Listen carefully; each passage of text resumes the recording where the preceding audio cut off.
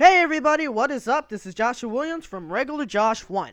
Welcome to the first edition of SpongeBob Old vs. New. This is a show where I explain how different each character is from old seasons to the new. This series should last at least about 8 videos. Each will be uploaded on Fridays on every other week. Unfortunately, I was going to do one last week, but I couldn't because I had a little bit too much to do. Especially the fact that I was actually recording to be an extra on an MTV series. And I got featured as a son, so that was pretty awesome. I might explain how that was on another video if you guys want to know how it was to be an extra on a TV series. I can definitely do that, and I can tell you so much. But that's only if you want to. I'm not going to do it out of my own free will. But anyway, yeah, so to start out this series, why not begin with the main title character himself, Spongebob Squarepants. As you guys all know, SpongeBob is a person who lives in a pineapple with his pet snail Gary. He loves to make Krabby Pattys, he loves to blow bubbles, he loves jellyfishing, and he loves karate. He also likes hanging out with his best friend, always somehow getting into trouble and doing some crazy-otic stuff while also annoying the crap out of Squidward.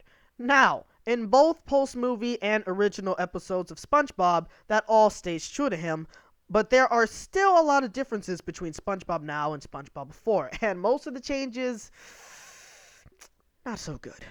First thing I do want to mention is the voice. First of all, I'm not even sure how it happened, especially since the VA is still Tom Kenny, yet somehow his voice has gotten even higher and squeakier. Not particularly saying that that's always a bad thing or that is a bad thing, but just hearing the new voices of SpongeBob sometimes just annoy me to no end. Like, there's a lot of times when he gets very excited, his voice raises up and you hear some squeaking in the back. It's just like, oh, Jesus, just very irritating. The second thing I would also like to mention is his work at the Krusty Krab. Before, SpongeBob actually just, he did like his job, but he also really just enjoyed working there. He liked the atmosphere, he liked working with the customers to make them happy, he liked messing around with Squidward, he liked Mr. Krabs, and he just liked making Krabby Patties. And not only that, he even liked the register. So much so that he even wanted to work the register. A lot. Not even sure why, but it was always of such a fascination to SpongeBob for some strange reason. Now, not only does he love his work, he is completely obsessed with it. He likes to turn the open sign, he loves singing about Krabby Patties, he cries when the day is over, even though he did that in the old episodes, though, but now he does it a whole lot more. He even dated a Krabby Patty, which was like, what? And so many other things that I just can't even explain in this video. There has been episodes where his obsession has been shown deeply. Like, for example, there's this episode where Mr. Krabs was required to have SpongeBob take a one-day vacation. SpongeBob had a Krabby Patty play kit at home. I'm dead serious. And he kept coming up with different ways to just walk into the Krusty Krab. And it also got to the point where he kind of lost his mind when he thought that Patrick was taking his job. It was creepy.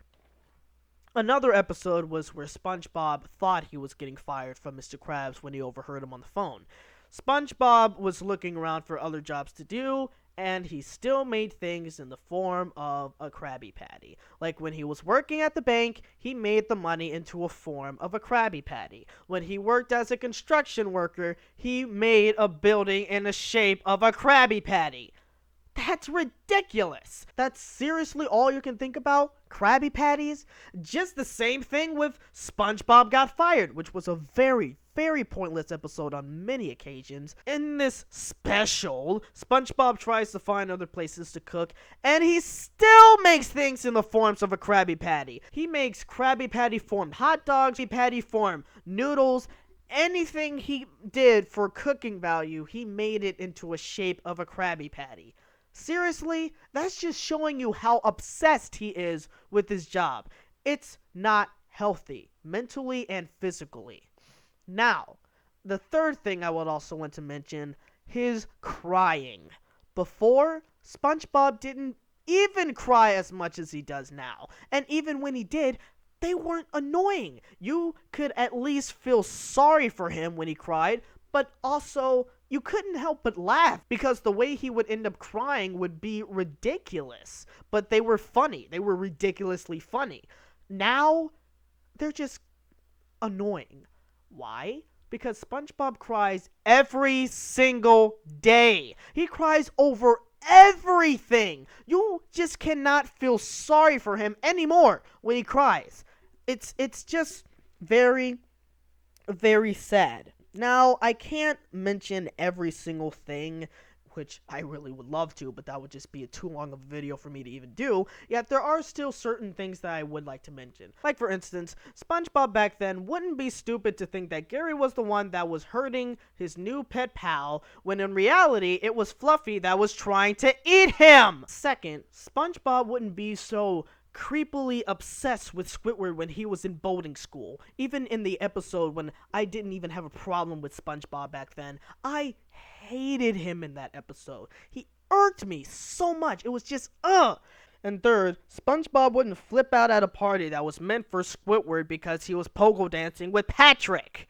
Oh yeah, and another thing, SpongeBob never gets in trouble for his actions. Seriously. Every now and then, sure, but most of the time, he gets diddly squat. I mean, seriously, there has been times when he has been close to killing somebody, and he has destroyed lands or, like, buildings and stuff, and he gets off scot-free. Squidward destroyed a mall, and he gets beat up to a pulp. SpongeBob destroys something, he didn't even get in trouble. He did that once, and Mr. Krabs tried to kill him, but other than that, SpongeBob doesn't get in trouble. Not only that, but you want to know something else? When SpongeBob tends to get people in pain or annoy them to no end, he doesn't even seem to care. Like, here's a big example, Choir Boys. SpongeBob was trying to get Squidward to pay attention to him while he was singing, yet Squidward was too in pain because he was getting stung by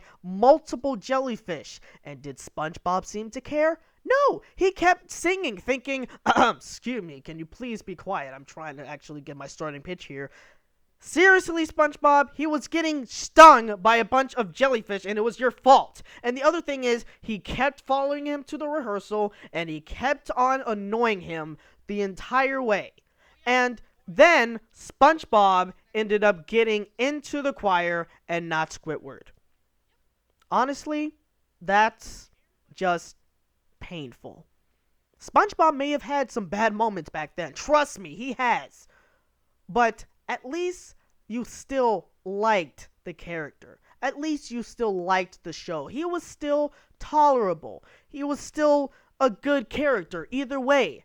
Now, you just can't help but get annoyed, and you just can't help but hate him most of the time in this new series. And you just can't even feel sorry for him anymore. SpongeBob is completely gone. I mean, way to saturate a favorite character, creators. Good job. You guys really, really did a great job. Well, thank you guys very much for watching the first episode of SpongeBob Then and Now. I hope you guys enjoyed, and I hope you guys will continue to watch my other videos. My next episode will be about Patrick Star. Oh boy. Let's see if I survive this one.